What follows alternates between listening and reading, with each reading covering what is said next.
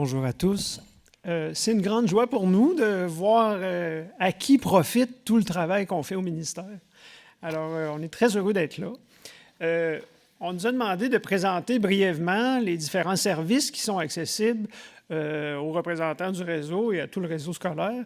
Donc, on va vous entretenir brièvement, trop brièvement, justement, des différentes mesures. Donc, je ne sais pas si ça vous dit quelque chose, les règles budgétaires de fonctionnement des commissions scolaires.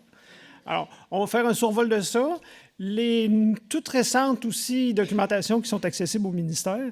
Et François va nous parler de la nouvelle équipe de soutien qui se met en place, justement, pour accompagner le réseau là, dans les nouveautés qui vont paraître là, incessamment. Là, je vous préviens tout de suite, ça va aller trop vite. Donc, notez vos questions et à la toute fin, il y a une adresse courriel à laquelle vous pouvez nous écrire. Donc, on est plus proche que vous pensez au ministère. On va vous répondre, inquiétez-vous pas. Et puis, donc, on attend vos commentaires là, avec plaisir. Les différentes mesures, donc accessibles aux milieux défavorisés, se cumulent dans les principales, donc dans le regroupement 15010, donc milieux défavorisés. Il y a la 15011, donc la stratégie d'intervention Agir autrement, la fameuse SIA, qui est disponible dans le réseau montréalais au secondaire. Pourquoi le secondaire seulement? Bien, parce qu'à Montréal, vous avez la chance d'avoir une école montréalaise pour tous qui, elle, est la mesure 15013. Donc, au primaire. La mesure 15012, donc l'aide alimentaire qui est disponible au secondaire. Les mesures 15014 et 15015, donc la première étant le programme de soutien à l'apprentissage disponible au secondaire, études dirigées donc, et la 15015, donc renforcement des ressources et pratiques dédiées à la réussite en lecture, écriture, mathématiques pour les milieux défavorisés, donc préscolaire, primaire. Les autres mesures qui ne font pas partie de ce regroupement-là, donc, mais qui sont toujours aussi pour le milieu défavorisé, donc la mesure 11020, maternelle 4 ans, que vous connaissez, et mesure 30011, les frais de collation, service de garde, préscolaire, primaire. Donc, et il y a aussi le calcul des rapports maître-élève pour les écoles bâtiments de rang décile 9 et 10, qui sont prévus à la Convention collective des enseignants, donc la fameuse clause, l'annexe 46. Donc, la prochaine diapo présente aussi les indices et rangs déciles. Donc, c'est un peu compliqué comme mathématique. Donc, au ministère, on a 2 indices. Donc, l'indice de milieu socio-économique, le fameux IMSE, et l'indice de seuil de faible revenu, le ISFR. Donc, dans le détail, rapidement, la 15011, donc, elle se décline au niveau des écoles bâtiments, donc au rang décile primaire, 7 à 10. Donc, 15012, l'ISFR, calculé à partir de l'ISFR, donc au rang décile 7 à 10. 15014 au niveau d'école secondaire, donc rang décile 7 à 10 aussi. Et 15015, IMSE, rang décile au primaire préscolaire, donc rang décile 7 à 10. Donc, juste pour la petite information, le rang décile jusqu'à l'année dernière, donc tout ça se déclinait au rang décile 8 à 10. Donc, on a ajouté le 7 cette année et on a rebrassé un peu les calculs.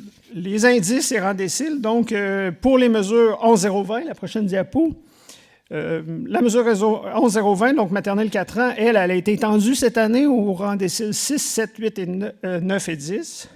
Et les mesures 30011, donc frais de collation et services de garde, c'est disponible aux enfants inscrits dans les services de garde sur une base régulière et disponible aux bâtiments qui sont associés à des établissements scolaires dont le ISFR est de 8, 9 et 10. Et bon, on revient ici sur le calcul de rapport maître-élève qui, lui, est calculé sur l'IMSE 9 et 10. Quelques nouveautés cette année sur la prochaine diapo.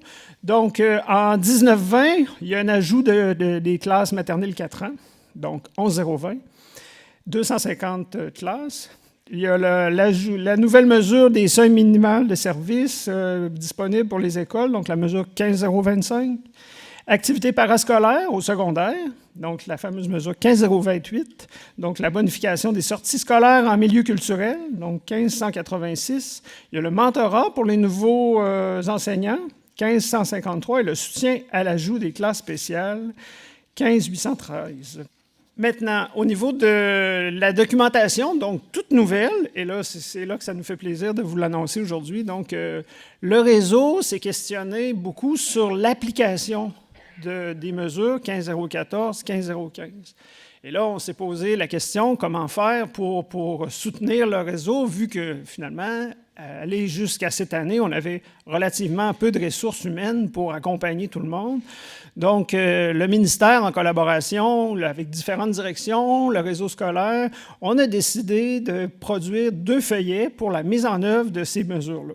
Donc, ces feuillets-là se présentent sous forme de guide qui propose une démarche, donc réflexive, concertée, à incorporer aux pratiques existantes dans les différents milieux, en vue de la réussite des élèves en milieu défavorisé. Donc, ça propose des différentes références, finalement, sur les pratiques qui se passent dans les établissements et des pratiques que vous pouvez incorporer déjà aux pratiques existantes que vous avez et pour bonifier les projets éducatifs PVER et les différents plans d'action que vous avez. Maintenant, la toute dernière nouveauté, en terminant, donc on espère qu'il va être diffusé d'ici la fin novembre. Donc, le tout nouveau référentiel pour guider l'intervention en milieu défavorisé.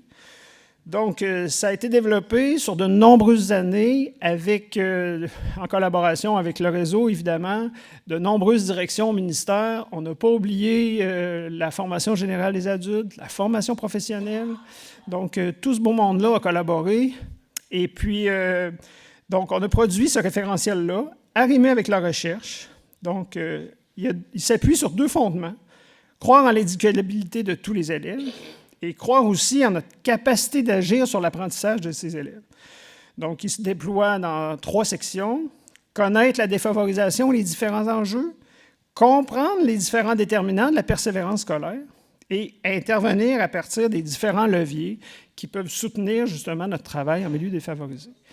Et justement, en parlant de soutenir, donc, je vais laisser la parole à mon collègue François Sirois qui va vous entretenir sur la nouvelle équipe qui se met en place au ministère pour accompagner le réseau. Merci, Nicolas.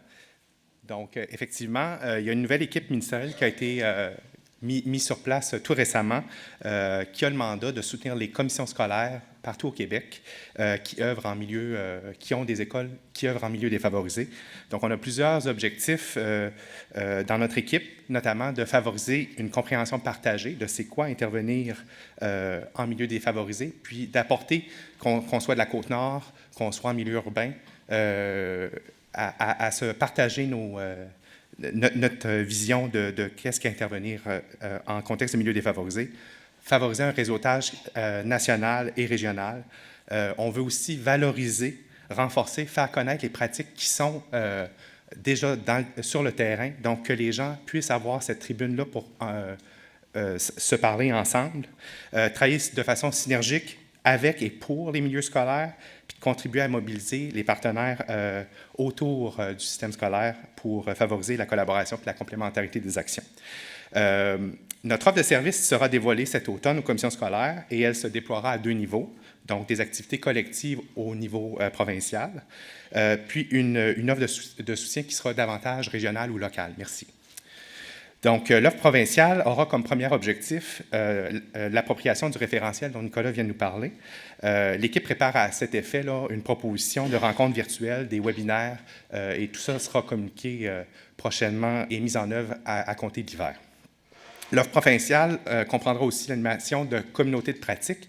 Il y en a déjà une qui continue, peut-être vous la connaissez, c'est la COP mathématiques en milieu défavorisé.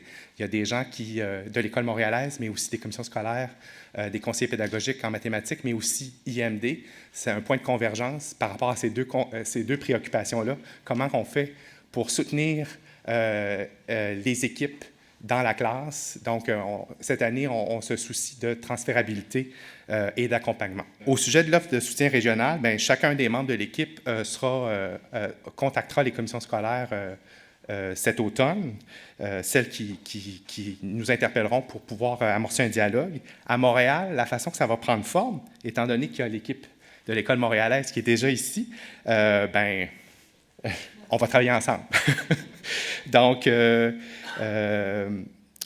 étant donné que l'École montréalaise travaille déjà avec les commissions scolaires, travaille avec les écoles primaires, ben, il y aura 2 porteurs du dossier de l'équipe provinciale.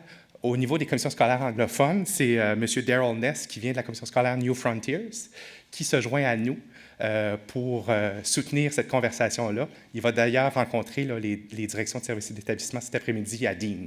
Donc, c'est commencé. Et pour les CS francophones, ben, c'est moi-même, François Sirois. Donc, pour Montréal, notre intention, c'est de travailler de façon arrimée et coordonnée au soutien qui est déjà offert par l'équipe de l'École montréalaise, dans une volonté d'assurer une cohérence, une continuité dans le soutien à proposer aux équipes du secondaire. Donc, une rencontre d'échange est prévue à cet effet-là avec le comité de gestion pour en jaser ensemble prochainement. Donc, Daryl et moi, Daryl Ness, dont je parlais tantôt, et moi-même, on va être également disponibles pour rencontrer les équipes commission scolaire pour amorcer, voir comment vous voulez qu'on travaille ensemble dans la continuité de vos projets. Donc, nous, ça fait le tour. Nicolas parlait d'une adresse, IMD, Intervention au milieu défavorisé, @education.gouv.qc.ca. Il y a du monde qui répondent, qui sont là derrière cette adresse-là. C'est nous. Donc, ça va nous faire plaisir là, de pouvoir recevoir vos questions, mais aussi vos propositions de collaboration. Je vous souhaite une excellente journée. On est très heureux d'être ici avec vous aujourd'hui.